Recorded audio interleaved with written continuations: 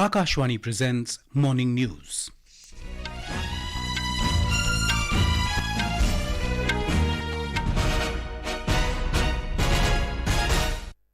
Good morning, I'm Sunil Verma. The headlines.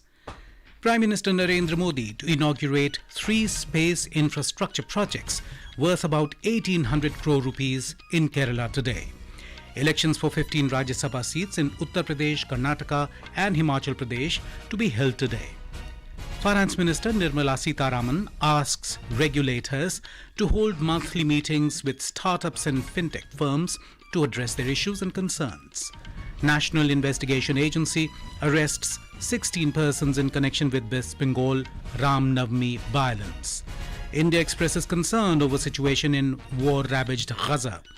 And in cricket, Delhi Capitals defeat UP Warriorz by 9 wickets in Women's Premier League in Bengaluru.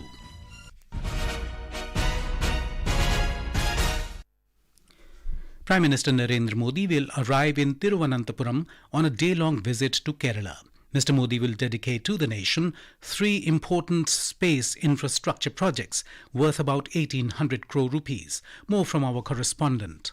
Prime Minister Narendra Modi, who is on a day's visit to Kerala, will visit the Vikram Sarabhai Space Centre, VSSC in Thiruvananthapuram today morning and will inaugurate 3 important space infrastructure projects, giving a major boost to Prime Minister's vision to reform the country's space sector. The projects include the PSLV integration facility at the Satish Dhawan Space Centre, Sriharikota, new semi-cryogenics integrated engine and stage test facility at ISRO Propulsion Complex at Mahendragiri and Trisonic Wind Tunnel at VSSC Thiruvananthapuram. Prime Minister will also review the progress of Gaganyaan mission. Later in the day, Mr. Modi will address the public event of the conclusion ceremony of the Padayatra organized by the BJP state unit in Thiruvananthapuram. After the public event, Prime Minister will leave for Tamil Nadu. Mayusha for Akashwani News from Thiruvananthapuram.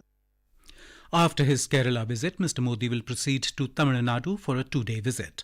The Prime Minister will inaugurate, dedicate and lay the foundation stone for multiple infrastructure projects worth over 17,300 crore rupees in the state.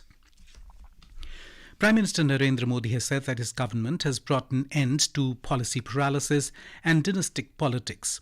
In his address at the Global Summit of a private TV channel in New Delhi, Mr. Modi said his government is moving forward, keeping the principle of nation first paramount. He cited the examples of abolition of Article 370 to the construction of Ram Temple, saying government completed all such incomplete tasks with the thinking of nation first. The Prime Minister said his government has left behind the approach of stalling and halting of projects adopted by the previous governments. Mr. Modi pointed out that the biggest reason for this change in mindset and trust is the work culture and governance of NDA government. आज हमारी सरकार ने लटकाने भटकाने वाली उस पुरानी approach को पीछे छोड़ दिया है। मुंबई का अटल सेतु देश का सबसे बड़ा सी ब्रिज, इसका शिलान्यास साल 2016 में हुआ। हमने कुछ सप्ताह पहले इसका लोकार्पण भी कर दिया। संसद की नई बिल्डिंग, इसका शिलान्यास साल 2020 में किया। पिछले ही साल इसका लोकार्पण हो गया। जब ये स्पीड होती है, तेजी से काम करने की इच्छा शक्ति होती है, जब टैक्स पेयर के पैसे का सम्मान होता है, तब देश आगे बढ़ता है। The Prime Minister further stated that in today's 21st century, India has stopped thinking small. He emphasized that what India does today is biggest and the best. The Prime Minister said that if today the world thinks that India is ready to take a big leap, it is only because India has a powerful launch pad of 10 years behind it. Elections for 15 Rajya Sabha seats in Uttar Pradesh, Karnataka and Himachal Pradesh will be held today. Voting process will begin in the upper house at 9 a.m. and counting of votes will begin at 5 p.m. In Uttar Pradesh, BJP has fielded 8 candidates and Samajwadi Party 3 for 10 Rajya Sabha seats. While BJP has numbers to send 7 members unopposed to Rajya Sabha, SP has numbers to elect 3 members. However, with BJP fielding Sanjay Seth as its 8th candidate, a competitive face-off is much likely in one of the seats. To get elected to the Rajya Sabha from Uttar Pradesh, a candidate needs nearly 37 first preference votes. In Karnataka, the ruling Congress has shifted all its MLAs to a hotel ahead of the biennial election to fill 4 vacancies. 5 candidates, Ajay Makan, Syed Nasir Hussain and GC Chandrasekhar, all Congress, Narayan Bandage, BJP, and Kupendra Reddy, JDS, are in the fray. All parties have issued whips to the MLAs amid apprehensions of cross-voting. In Himachal Pradesh, Congress has issued a whip to all its MLAs to vote for party candidate Abhishek Manu Singhvi, a move which BJP alleged is to pressurize the MLAs. BJP claimed that legislators have been elected democratically and have the right to vote as per their wish. Out of the 56 Rajya Sabha seats going for polls today, 41 members virtually secured their seats in the upper house, although the results will be formally announced today. BJP President JP Nadda, Union Education Minister Dharmendra Pradhan, Union IT Minister Ashwini Vaishnav and former Congress President Sonia Gandhi were among the 41 candidates who won seats unopposed in the latest round. This is Rakashwani giving you the news. For quick news updates round the clock, follow us on our Twitter handle at AIR News Alerts. In a major breakthrough in the West Bengal Ram Navami violence case, the National Investigation Agency NIA has arrested 16 persons for conspiring and carrying out communal attack during a religious procession. The arrests have been made on the basis of revelations that came to light during the probe and the identification of the accused from video footage of the violence seized in the course of the investigations. The incident had taken place on the 30th of March last year during a Ram Navami procession in Uttar Dinajpur district of West Bengal. The accused were among the perpetrators of the attack on members of a particular community participating in the procession. NIA is continuing with further investigations in the case. Finance Minister Nirmala Sitharaman has urged the Reserve Bank of India to hold monthly meetings with startups and fintech companies to address their regulatory concerns. While chairing the meeting with top executives of about 50 startups and fintech firms yesterday, the minister said that innovative solutions by fintech companies are essential. However, they must ensure strict compliance with regulations, she added. The minister asked the Department of Financial Services, DFS, to conduct a workshop with law enforcement agencies for fintech ecosystem partners to discuss their issues and concerns. She also sought suggestions from fintech leaders to achieve greater ease of doing business and ease of living for consumers. The meeting comes in the wake of the RBI's action against Paytm Payments Bank, which has brought regulatory compliance in the fintech industry into focus. Employees Provident Fund Organization EPFO is organizing its monthly district outreach program Nidhi Aapke Nikat 2.0 in over 670 districts today. For the ease of EPS 95 pensioners, a special dedicated pension help desk will be set up wherein various pensioners-centric services like submission of digital life certificates, inquiries and pension payment order PPO handover on the day of retirement will be provided. A service kiosk will also be set up with a special focus on-the-spot grievance redressal for employees, employers and pensioners and to share information with stakeholders. The locations of camps can be accessed from the EPFO website under the What's New section. External Affairs Minister Dr. S. Jaishankar has strongly condemned the terror attack by Hamas on October the 7th last year in Israel. Virtually addressing the 55th session of the UN Human Rights Council, the External Affairs Minister said the humanitarian crisis arising from conflicts required a sustainable solution that gives immediate relief to those most affected.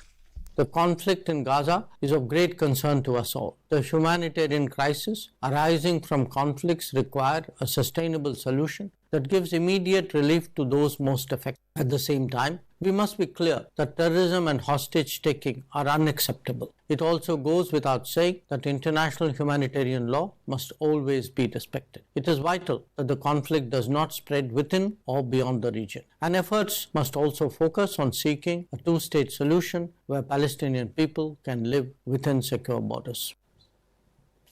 Dr. Jaishankar highlighted India's approach to human rights by saying that it is rooted in democratic principles and pluralistic constitution guarantee of India. He said that the protection of civil and political rights and progressive realization of economic, social and cultural rights are institutional strengths of an independent judiciary, robust media and vibrant civil society. The President, the Vice President and the Prime Minister have expressed grief over the demise of musical legend and ghazal maestro Pankaj Udhas. They have conveyed their condolences to the family members and admirers of Pankaj Udhas. President Draupadi Murmu said, honoured with Padma Shri and other awards, Pankaj Udhas made an important contribution to popularising Sugam Sangeet. Vice President Jagdeep Dhankar said in his message, the immense contribution of Pankaj Udhas to the world of music will forever remain resonant. Prime Minister Narendra Modi said, singing of Pankaj Udhas conveyed a range of emotions and his ghazals spoke directly to the soul. Mr. Modi stated that he was a beacon of Indian music whose melodies transcended generations. The Prime Minister said, the singer's departure leaves a void in the music world that can never be filled. Pankaj Udhas passed away in Mumbai yesterday following a prolonged illness. He was 73.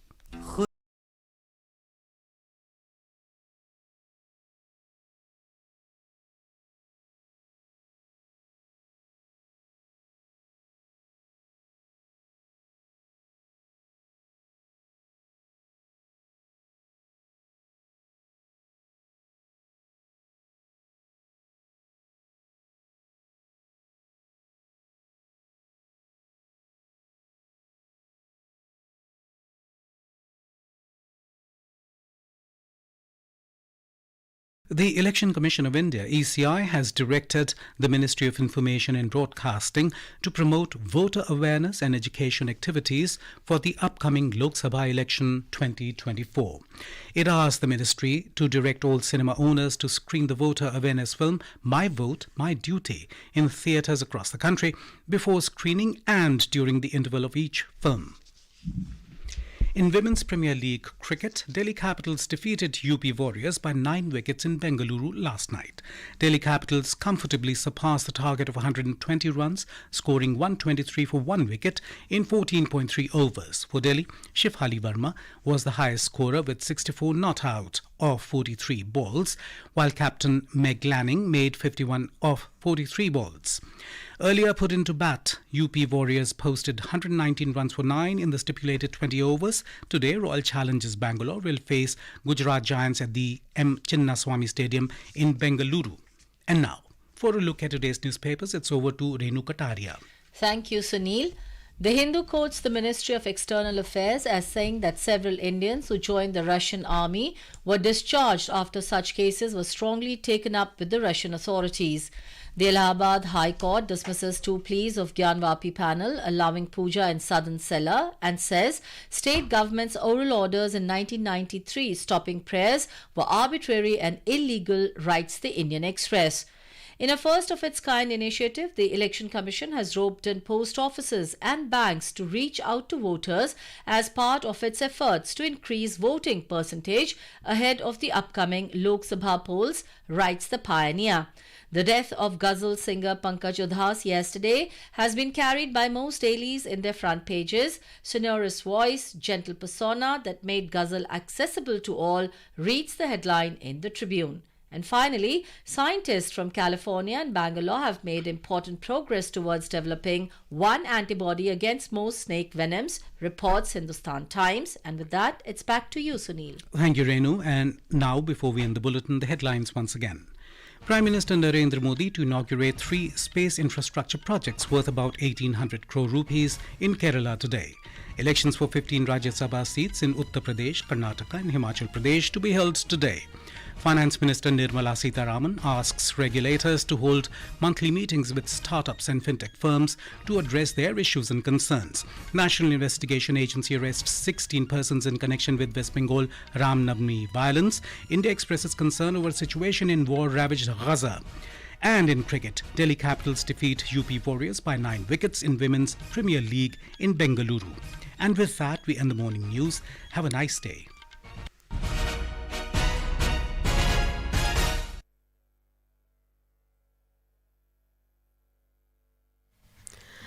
Akashvani से